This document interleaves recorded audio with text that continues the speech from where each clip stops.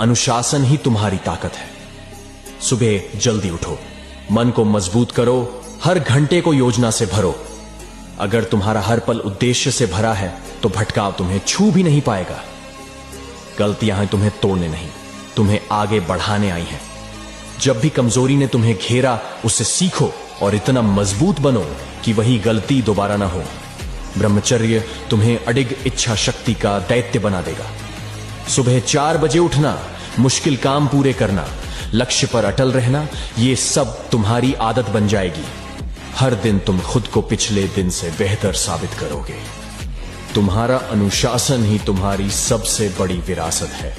अब उठो, जीतो और इतिहास रचो। On fire. आप हर दिन मजबूत, समझदार और बेहतर। कभी भी किसी भी पुरुष का किसी भी तरह से संग एकांतिक न स्वीकार करें, चाहे रिश्तेदार हो चाहे नातेदार हो। कभी एकांत वास न होने पावे। सबसे पहली बात, अगर घर में कोई नहीं है तो हमें किसी से नहीं मिलना, चाहे मेरा पूज्य से पूज्य, चाहे वो वृद्ध हो चाहे जवान हो चाहे कोई भी हो। प्रथम बात। दूसरी बात, अपने द्वारा किसी भी तरह की गंदी हरकत नहीं करनी। मोबाइल में गंदी बातें देखना, अपने शरीर से कोई गंदी चेष्टाएं स्वयं अपने आप में करना, फिर वो तो नाटक नौटंकी बना रहेगा, फिर उससे कोई लाभ नहीं मिलेगा। बस पूरे चरणारविंद का भरोसा, उनकी ठसक और वो गति, वृंदावन में बैठ के कह रहे वादा करते हैं, वो गति जो ब्रह्मादि भी याचना नहीं कर सकते।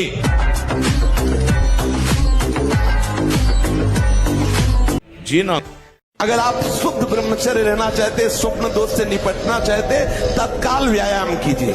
30 मिनट कम से कम। दंड है, बैठक है और भी आसन है, योगियों ने बताए हैं। और फिर 20 मिनट कम से कम प्राणायाम कीजिए, कपालभाति, अनुलोम विलोम आदि जो भी आप सीख पाए। और इसके बाद 30 मिनट तक कोई खान पान न कीजिए। प्राणायाम व्यायाम के 30 मिनट तक ना आप चाय पीजिए ना पानी। चाय तो बड़े बूढ़ों की बात है, आपका शरीर रोगी हो तो चाय की जरूरत क्या है। ब्रह्मचारी अपने आप में इतना चाय होता है कि उसे जरूरत ही नहीं दूसरे किसी गर्म पदार्थ पाने की। कहीं भी निमंत्रण हो, कहीं भी आपको बुलावा हो, पहले देखो कि मुझे यहाँ जाने से धर्म प्रतिष्ठा इस पे आंच तो नहीं आएगी। अगर आंच आ रही तो बिल्कुल ना। मैं पूर्ण का पूर्ण हूँ, मैं ब्रह्म की प्रतिष्ठा हूँ, मैं शांति की शांति हूँ। मैं आकाश को भी अवकाश देता हूँ।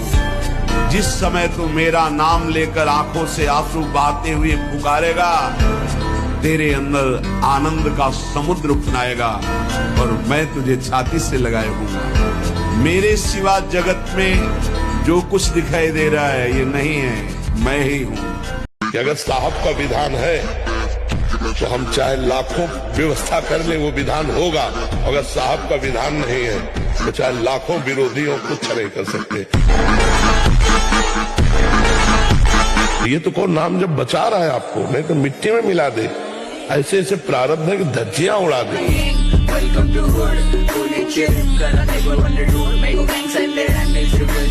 जैसे सदवई में रहा जाता है, एक दिन जीवन जी के दिखाओ और 5 मिनट हमें समय केवल दो, 5 मिनट, और 5 मिनट केवल परमात्मा के ध्यान में लगाओ। 1 सेकंड भी मन नहीं हटना चाहिए। तुम बहादुर माने बाबागिरी के खिलवाड़ समझते हो क्या? उन्हीं के बल से तो चल रहे, उन्हीं के बल से तो आपको उपदेश कर रहे हैं। हम कोई पढ़े लिखे विद्वान थोड़ी हैं, समझ रहे ना? भगवान का बल, भगवान का अमोघ बल है।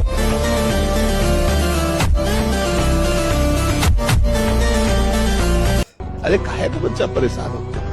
राधा राधा राधा मस्त। शेर का बच्चा शेर होता है, सियार नहीं होता है। अगर सत्संग सुनोगे तो शेर बन जाओगे। अब ये सियारपना किसी सियार के संग से आ गया है, नहीं आ गया। ये काम क्रोध लोग अब सिंधु भगवान ही नहीं है।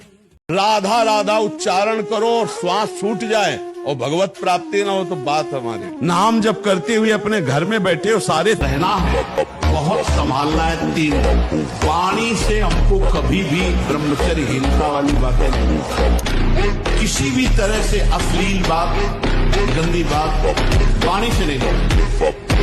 मौन हो जाओ, मत बोलो। वीर ही अमृत है, वीर त्याग ही मृत्यु है, इतना समझ। ऐसे ऐसे साधक है कि 10-10 वर्ष हो गए स्वप्न दोष नहीं हुआ। 10-10 वर्ष हो गए स्वप्न दोष ही नहीं हुआ। ऐसे भी उपासक है हमारे पास है, अपने पास है। दसियों वर्ष हो गए स्वप्न दोषी नहीं हुआ। तो क्या है, उन्होंने संयम किया, वीर जो है स्थगित हो गया, परिपक्व हो गया, धीरे धीरे ऊर्ध्वगामी होने लगता है। किसी की ताकत नहीं। जब भक्त का चरण नहीं उठा पाए तो भगवान का चरण कौन हिला दे। तो अगर हम काम क्रोध लोभ मोह मद मत्सर से बचना चाहते हैं तो हर समय नाम जप करते हुए भगवान के चरणों का आश्रय लें। भगवान के चरण इतने मजबूत है कि हमें कोई हिला नहीं सकता, हमें कोई डिगा नहीं सकता। और अगर भगवान के चरण नहीं तो ना तपस्या रोक पाएगी ना कोई साधना रोक पाएगी।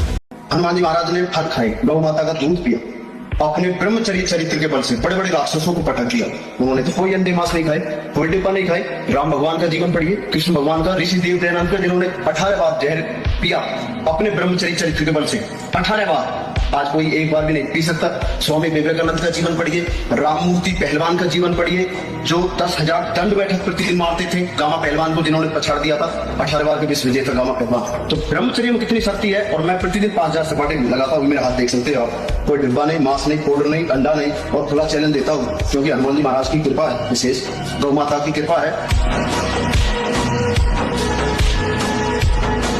सूर्य उदय बालक नशा करना सीख रहा है, हर बालक व्यभिचार में प्रवीण हो रहा है, हर बालक छल कपट से युक्त हो रहा है, हर बालक अपने बड़े बुजुर्गों का अपमान करता चला जा रहा है और डिग्रियां उनके पास है। तो हमें लगा कि ये विद्या नहीं, ये तो अविद्या ही है। अगर विद्या होती तो अपने बुजुर्गों को झुक करके प्रणाम करना आ जाता, नम्रता से बात करना आ जाता, व्यसनों से बचना आ जाता, व्यभिचार से बचना आ जाता। तो हमें लगता है अध्यात्म की शिक्षा से रहित जो विद्या है वो कभी जीव को सुखी नहीं कर सकती। तुम अगर हार गए हो तो कोई देख रहा है, वो ऐसा हराएगा उसे कि चिंता मत करो, तुम चुप रहो, बस तुम चुप रहो, वो जीत जाएगा। जो चुप रहा वो जीत जाएगा। और जो ये समझा कि देखा अब डाउन हुआ ना, उसको डाउन करने वाला कोई और है, बहुत बढ़िया डाउन कर देगा। सहन करने वाले के अंदर अध्यात्म की उन्नति होती है और जो उसको कष्ट देता है वो अपने आप वही कर्म उसका नाश कर देता है। यदि तुम विजय चाहो भी तो यह आवश्यक नहीं कि विजय तुम्हारी ही हो जाए, तुम्हारी पराजय भी हो सकती है। किंतु यदि तुम विजय से मोहित नहीं होगे तो पराजय से भी नहीं घबराओगे। यदि तुम ये सोचो पार्थ कि चाहे विजय हो चाहे पराजय, किंतु तुम तो केवल इसलिए युद्ध कर रहे हो कि युद्ध करना तुम्हारा कर्तव्य है, तो विजय के सुख या पराजय के दुख का प्रश्न ही नहीं उठता। और जो न विजय से सुखी हो और न पराजय से दुखी, वही स्थित प्रज्ञ है। इसलिए हे पार्थ, कर्म के प्रतिफल की चेष्टा न करो, तुम तो केवल वही करो जो तुम्हारे वश में है, अर्थात अपने धर्म का पालन करो।